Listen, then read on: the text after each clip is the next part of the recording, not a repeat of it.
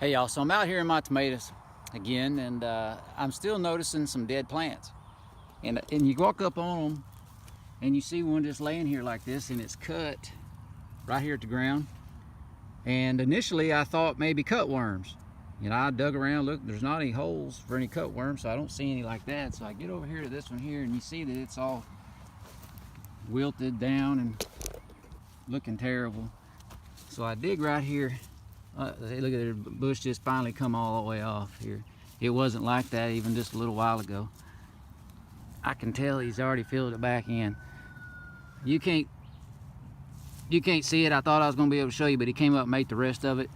We've got a gopher, and there may be more than one for all I know, but it's eating the plants off, and some of them the whole plant was gone. I guess it drugged the whole plant down in the hole. But there's not any mounds. You can't see any mounds, any gopher mounds anywhere.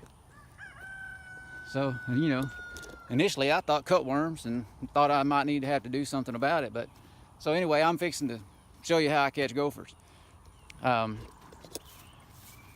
got two kinds of traps. One is this Duke trap here. I think it's a Duke. No, Victor, I'm sorry. A Victor trap, which you open it up and it clamps on them. You have to dig the hole out, and it's kind of a chore to do it. You have to stake it off, because if you don't, they'll pull it in the ground. But for the last year, I've been using these gopher hawk traps. If you hadn't seen them, they're a whole lot simpler than that other one. So I'm fixing to set up a couple of these. I'll show you real quick how you do it, just in case you hadn't seen any. And we're gonna see if we can't catch that rascal. So this trap comes with this little apparatus here that helps open the hole up so that you can stick the trap down inside of it. And it has the little rod here that you probe around and try to find where the gopher run is. So you just stick it around in the ground here until you find where that run's at. And I'm gonna think it's right around in here. Here's one right here. Right here. I feel it right there. So I'm gonna take this thing now. I'm gonna take this and stick it down in here and widen that hole up a little bit, like this. Try to find that tunnel. I actually think I see it down in there. And I'm gonna stick this trap in there. I kind of like to make sure that whatever direction the run is going, I try to make sure that these little wires are open instead of it being in line with that, if that makes sense. I don't want this in the line with the run. I kind of like it to be to where he can go inside of it right there. So you push it down inside here, you pull up with this, and then it's locked in place like that. And it's very simple to do. Something else I like to do, especially if you're in some hard ground, is to and you waller it out with this. Sometimes you have to make the hole a little bigger. I like to pack that dirt around it a little more, try to seal off any light that might be shining down inside that hole, because they'll come and just backfill it in if you don't. And it seems to work better if you kind of close it up a little bit. So I'm gonna, let's see, I think there's another one. There's another dead plant right over here. I'm gonna probe around right in here. This soft ground is kind of hard to find the run, you know. I've had this as a no-dig garden. There's something right here.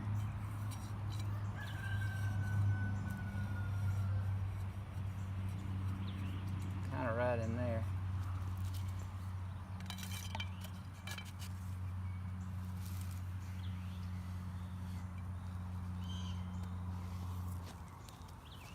I kind of like to see if the hole at least is in there somewhere, and I don't think it.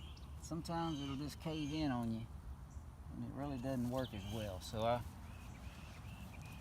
make sure that it's good and open.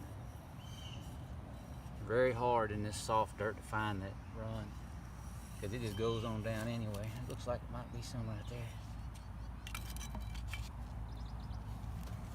Sometimes when you're pushing this thing down in there, you can kind of close the sides of it up. There we go. If you're not careful.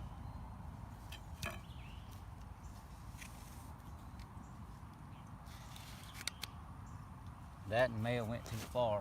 We'll see. Well, there you have it. That's a gopher hawk. We're gonna see if we can't catch a few.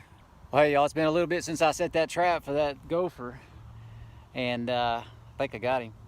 That's one great thing about these traps, is you don't actually have to walk up on them to see if you actually have a gopher. You get up close to it, so you can see that it's tripped by that yellow right there, and so you can be out, you know, 20-30 yards away or more, see that yellow and know that it's got something. So let's see here what he's got. Oh yeah, there he goes. So there he is right there. We got him. So we're gonna set this one and see if we can't catch another one. We're gonna leave that one set. We're gonna leave this one out here and see if we can't catch more. I don't know how many live in an area, but if they're gonna eat my tomato vines, they ain't gonna live here much longer. If you hadn't experienced this thing already, I'm telling you what, depending on what kind of soil you have, it can be difficult to get that thing down in there. You got it. Well, I've came up with a solution for that. And this auger right here. This thing here is, I think it's 16.5 inches long. And this auger, the width of that right there is like 1.6 inches, so a little over 1.5 inches. And once you find that run, you can just drill it out real quick. It don't really matter what type of soil you have. So I'm gonna go ahead and find one, and we'll stick this in there and get it started and see how long it takes us to catch one. Right there. So what we'll do is we'll stick this in here. Let me get this camera for you. Uh-oh, that's the wrong one.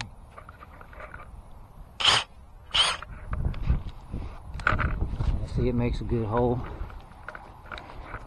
You'll stick this down in here like this to the bottom of it. And that one's actually pretty shallow. I don't do very well on those. That's why I got 2 of them. I use 2, that way I can move it around in the same areas where they're digging. And one of them's going to get it.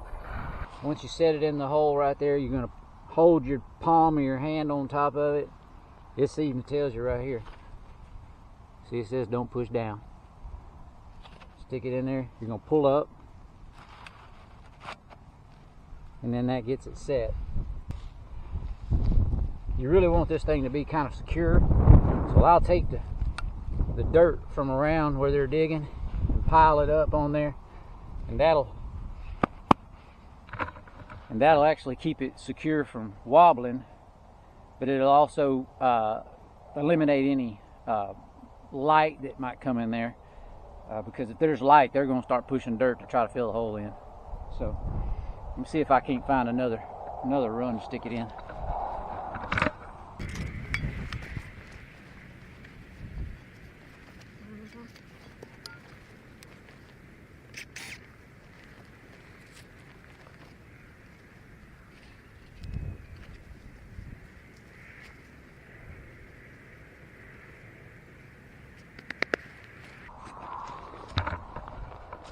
Now that didn't take long. We got 2 traps in it in a matter of 5 minutes.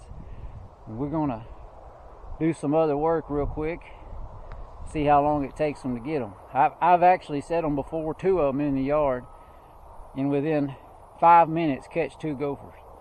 But you never know where they're at. They could be, who knows, they could be way over yonder somewhere today. This is the great thing about these traps. Can you see that yellow sticking up on that trap right there? That right there? That lets you know that the traps went off, which is great. I mean, it actually has a lot of excitement, enjoyment, I guess you'd say, gopher catching, because you don't have to be right up here close, and it's not like other traps that you got to dig up to see if there's a gopher on there or not. You know, you just walk up and you see the yellow, and then you know it's went off. Now, I will tell you that they don't always catch them. You know, sometimes it'll go off and you don't get anything. But if I had to say, I bet it's a 98% catch rate, because it's pretty darn good. So let's see what we got. Oh yeah, he's got him. He's got him. Look at there. That right there. Ooh, let's turn around here. One down. I don't know how many more millions to go, but with these traps, we're gonna have fun getting them. Hey y'all, here on our blueberry farm, we're constantly battling with gophers and moles. And I use a variety of different traps for different situations. But one of my favorites is the gopher hawk trap. Now you might find that after you catch a few on it, it quits working as good as it did in the beginning. Well, let me show you something that I found out that might help you. If you see here, those straps aren't near as spread out as they were when you got it. So what you can do is let's see, I'm gonna make it. What you can do is twist this wire right here till it comes back to that little notch right there. Then you just want to start wrapping that spring to where it loosens this up. All right. Once it gets loose, you see it'll just loosen up and you don't have to worry about getting your hands or your fingers caught in there. So now that I got it loosened up, you can see I can work with this wire right here, and spread them back out. Because when they get too close together, they just don't seem to catch the gophers or the moles as well. You need them to be spread out like this right here a little bit more. When they get close together like they were, it just don't work as good. I've got one right here, as you can tell, it's got a little bend in it right there. I'll use a pair of pliers to bend that out so that it's back in shape. But once you get it spread back out,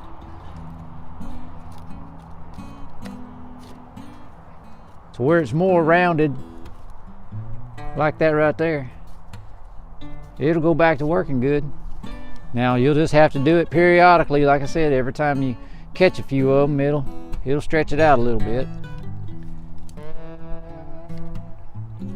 Now what you do to get that back to set, you're going to push this in with your finger and then pull it back together like that right there. Wrap this thing back down on it again, that spring.